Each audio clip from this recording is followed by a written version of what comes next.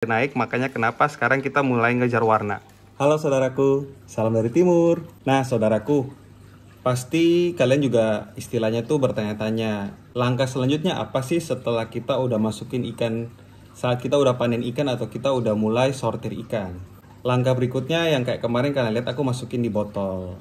Banyak juga pertanyaan bahwa Bang Nyong, gimana cara kita memaksimalkan warna ikan? Nah, caranya atau penjelasannya aku coba menjelaskan dengan pengalamanku sendiri ya. Langsung aja, check it out.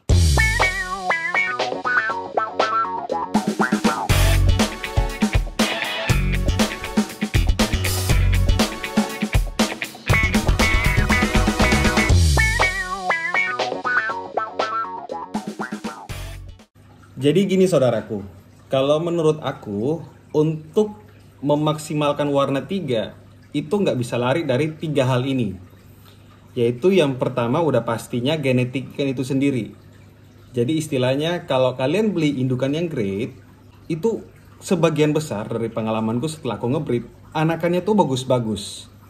Contohnya nih, mama papanya bule. Rata-rata anaknya itu bule. Jarang ada yang jadi kayak kita Indonesia atau jadi kayak warna kulit kita lah. Kita mau kasih makan kayak apa, rawat kayak gimana pun tetap hasilnya bule. Atau orang Indonesia nih, kalian punya mama papa Indonesia, kalian pengen anaknya bule. Kalian kasih makan teratur, ganti air teratur, tetap aja anakannya Indonesia. Jadi memang satu genetik itu sangat penting ya. Kalian beli ikan yang biasa-biasa tapi mau hasilnya luar biasa, mohon maaf, sorry aja nih. Susah saudaraku, percayalah susah.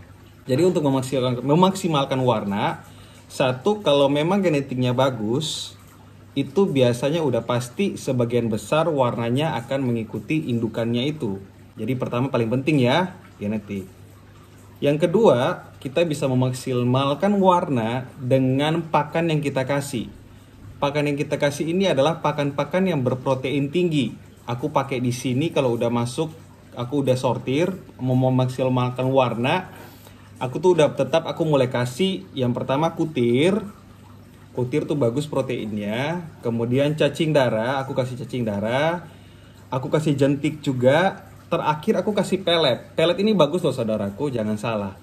Tapi memang pelet itu aku selingin ya. Biasanya aku kasih pagi pelet, sore baru cacing darah. Jadi biasanya pagi pelet, sorenya aku kasih makanan hidup ataupun sebaliknya. Makanan hidup pagi, sorenya aku kasih pelet. Jadi seling-seling karena pelet juga tuh kandungan proteinnya dan gizi-gizi yang lain yang terkandung dalam pelet juga bagus saudaraku. Jadi terserah kalian ya, kalau memang nggak ada semuanya itu sama sekali, baru aku kasih cacing sutra. Tapi biasanya kalau udah dalam botol, udah mulai sortir diangkat, aku udah nggak pernah lagi kasih cacing sutra saudaraku. Karena buat aku size-nya udah cukup, sekarang aku kejar warna. Jadi kalau dalam lubukan aku kejar size yang kayak aku bilang sebelumnya, hal berikutnya adalah kita mengejar warna. Nah, mengejar warna satu tadi genetik, yang kedua lewat pakan, yang ketiga ini yang bakal aku jelasin yang juga banyak pertanyaan di DM adalah gimana cara kita, metode kita yaitu tentang wadah. Wadah ya. Wadah di sini berbicara tentang media dan juga air yang kita gunakan gitu saudaraku.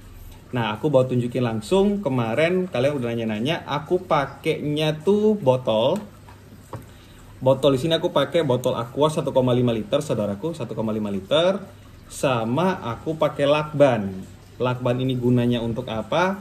Nanti aku jelasin ya, saudaraku ya. Sama gunting ya. Kalau kalian mau lepasin pakai gigi terserah, tapi sini aku pakai gunting.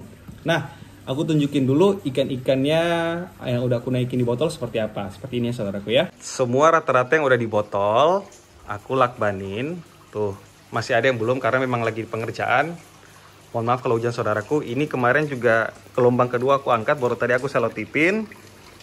Itu juga aku selotipin, sana juga di ujung. Nah, sekarang aku bahas kenapa sih aku perlu selotipin. Jadi yang ketiga, tahap ketiga adalah kita masuk ke media atau wadah kita untuk kita lakukan pengejaran warna. Kenapa aku taruhnya di botol duluan? Karena kalau aku langsung taruh di toples, saudaraku, bayangin aja sebegini banyak, nanti juga masih ada, toplesnya nggak cukup. Dan juga bukan semua ini bukan grade. Cuma ikan-ikan grade aja yang aku bakal taruh di toples. Setelah toples, kita bisa memaksimalkan warna sampai tunggu kita siap jual. Jadi gunanya botol ini, yang pertama agar supaya ikan tuh merasa nyaman. Ikan ini kan, ikan cupang ini kan ikan apa ya? Ikan soliter. Soliter tuh dalam arti dia ini tipe yang istilahnya mendominasi lah. Dia nggak bisa kayak hidup rame-rame karena nanti nalurinya muncul untuk tengkar. Karena itu kalau kalian terlambat angkat dari lubukan dan kalian nggak kasih makan, dia lapar, dia biasanya gigit ekor teman-temannya. Jadi kenapa kita kasih dia wadah sendiri, supaya satu, ikan merasa nyaman, dia punya daerah kekuasaan lah, tanda kutip ya, daerah kekuasaan sendiri. Saat kita kasih seperti ini, saudaraku, berdua gini, kita selotip aja. Selotip itu atas dan bawah. Jadi ikan dalam botol, dia akan belajar istilahnya ngedok. Ngedok itu ngeflare ya. Ngeflare tuh gini, ini ikan kalau dalam lubukan seperti ini, tapi saat kalian taruh di sini, dia punya daerah sendiri tuh, lihat tuh, saudaraku, tuh. Dia mulai belajar ngeflare, ngedok. Ngedok tuh apa? Ngedok tuh dia mulai belajar membuka sirip-siripnya ya. Dia ngelebarin siripnya. Dia buka gini. Ini itu kayak ikan itu berolahraga. Jadi biasanya orang mengejar warna dan foam itu bentuk badan di dalam botol. Karena dia mulai belajar ngebuka sirip-siripnya, olahraga. Jadi bukaannya tuh bakal lebih maksimal di dalam botol, saudaraku. Nah, kenapa aku selotip kayak gini? Karena kalau misalnya aku cuma buka botolnya polosan kayak gini, saudaraku, kayak gini polosan, nanti ikan tuh akan ngelihat kiri kanan terus dan dia akan nggak bisa beristirahat. Tanda kutip, dia nggak akan bisa beristirahat, saudaraku ya. Makanya kenapa di dalam sekat-sekat kayak gini kita kasih sekat. Supaya apa? Supaya dia bisa berolahraga, ya kan? Tuh, dia bisa berolahraga, dia bisa ngeflare. Saat dia capek, kita bisa buka dan kita bisa tutup lagi. Kayak gini.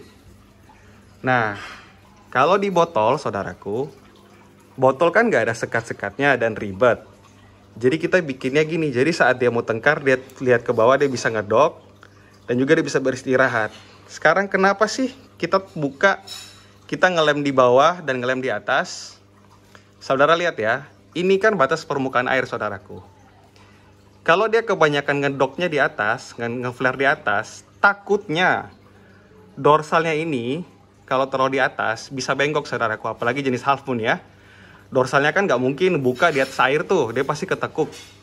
Nah, takutnya kalau keseringan ngeflare di atas, ngedok di atas, dorsalnya jadi jelek. Dorsal itu sirip atas ya, sirip atas jadi jelek. Kalau kita nggak ngelem di bawah dan dia ngeflare-nya di bawah, takutnya analnya itu sirip bawah ya.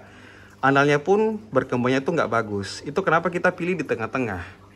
Jadi saat dia ngebuka kayak gini, tuh dia lagi ngeflare kayak gini, itu maksimal.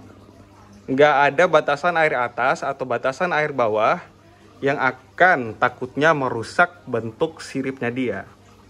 Oke, jadi itu alasan kenapa kita ngelemnya, selotipnya bagian atas sama bagian bawah. Selotipnya gampang ya, atau perlu aku tunjukin? Aku tunjukin ya. Saudaraku, halo, masih kelihatan? Airnya nggak perlu tinggi-tinggi, 1/4 dari atas aja, nggak perlu sampai setengah, 1/4 aja dari atas.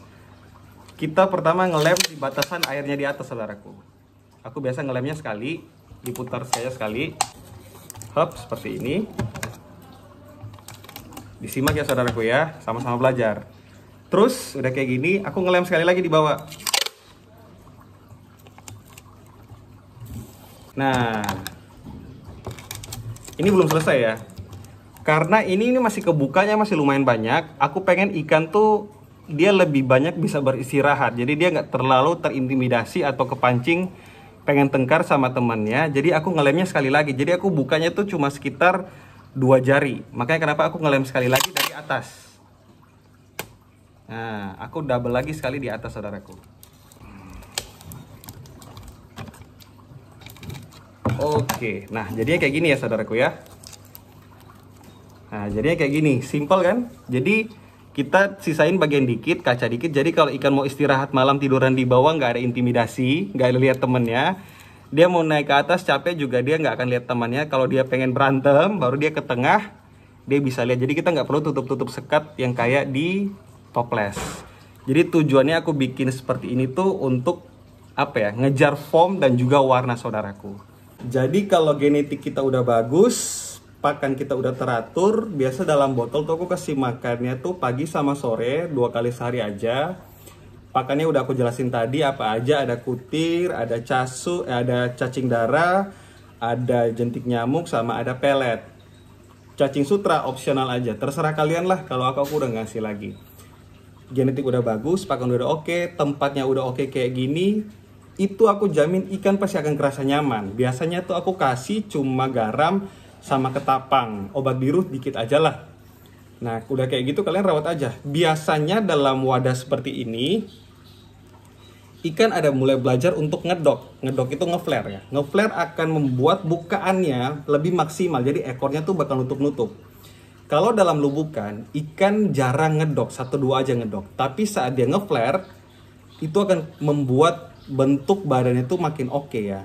Nah, aku tunjukin ya, cara mereka yang udah dalam botol tuh lebih ganas, lebih apa ya istilahnya tuh lebih responsif lah saat udah dalam botol. Jadi kayak kita taruh di bareng-bareng, mereka apa ya, bukaannya tuh lebih maksimal. Aku tunjukin ya saudaraku ya. Ini Nemo Cooperku, Nemo Cooper line timur. Sama yang di belakang juga Nemo Cooper, tapi dia ada line koi-nya ya. Tuh. Karena udah biasa dalam botol, jadi saat kalian taruh kayak gini dia udah ngerti mesti ngeflare. Tuh, bukaannya bentuk foamnya lebih bagus ya. Ini masih banyak selo tapi nanti warnanya ada naik, makanya kenapa sekarang kita mulai ngejar warna. Ya saudaraku ya. Tuh, rintiknya ajib.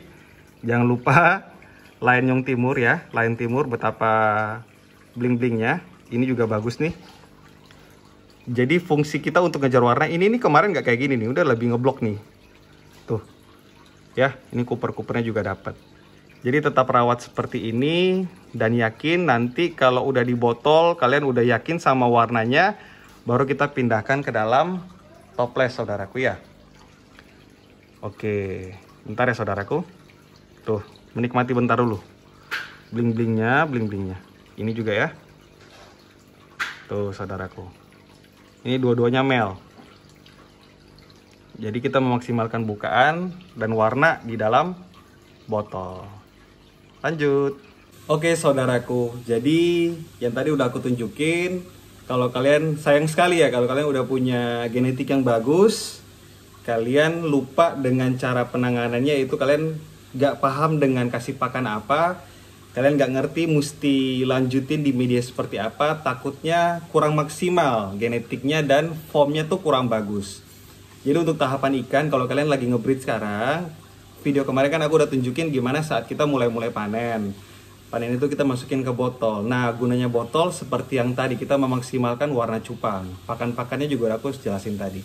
Semoga dengan video ini kita juga bisa sama-sama belajar gimana kita bisa memaksimalkan cupang-cupang kita agar supaya juga cupang di Indonesia juga nggak ketinggalan sama di luar negeri. Oke, segitu aja videoku saudaraku. Terima kasih tetap support Nyong Timur. Sampai ketemu di video berikutnya. Salam dari Timur saudaraku.